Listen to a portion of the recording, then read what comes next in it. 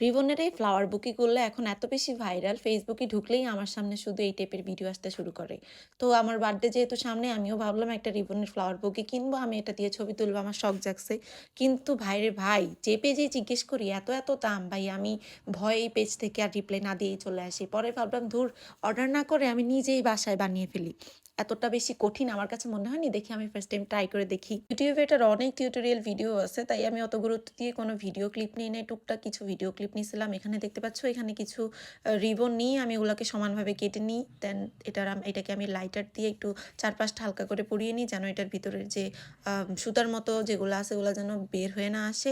এরপর হচ্ছে আমি পাপড়িটা মেক করে নেই, পাপড়িগুলো নিয়ে এবার একটার উপর একটা দিয়ে এটাকে আমি গ্লুগান দিয়ে আটকে নিই। দেন আমি এই যে লম্বা কাঠি দেখতেছো, এগুলা বাজারে পাওয়া যায়, বাট আমি পাই নাই, তাই আমি ঘরে থাকা যে কাঠিগুলা শলাগুলো আছে ওইটা দিয়েই আমি কাজ চালিয়ে দিই। দেন এটাকে একটার উপর একটা জোড়া লাগিয়ে এগুলোকে টুইস্ট করি। এই তো আমার ফুল রেডি। এরপর হচ্ছে আমি যেই টাইপের বুকেট বানাতে যাচ্ছি তার জন্য একটা গোল ফোম লাগবে, যেটা আমি বাজারে ওইটাও আমি পাইনি, তাই আমি বাসার মধ্যে কোনো রকমে কেটে কুটে একটা সাইজে নিয়ে আসছি। এটার ভিডিও আমি করতে পারিনি ভাই, এটা করতে আমার এত পরিমাণ টাইম লাগছে। এরপর হচ্ছে আমি এই টাইপের কিছু কার্ড নিয়ে নিই, যেটাকে আমি ঘুরিয়ে একটা মানে ফুলটা যেন ধরবো, এটার কি বলে আমি জানি না, ডান্ডা ডান্ডাটা বানিয়ে নিই। হচ্ছে আমি আমাদের বাসার ফুলদানি থেকে কতগুলো পাতা ছিঁড়ে নিই, এগুলোকে আমি ফুলের নিচে নিচে পাতা হিসেবে লাগিয়ে দিয়েছিলাম। ওই ক্লিপগুলো আমার আর নেওয়া হয়নি।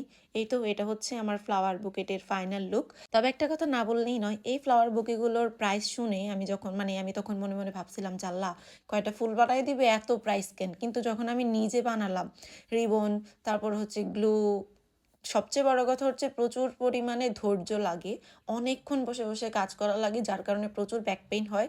তো সব দিক হিসাব করতে গেলে আসলে যারা সেল করে, সেলাররা কিন্তু অতটা বেশি প্রাইস নেয় না, তাদের হিসেবে তাদের প্রাইসটা ঠিক আছে।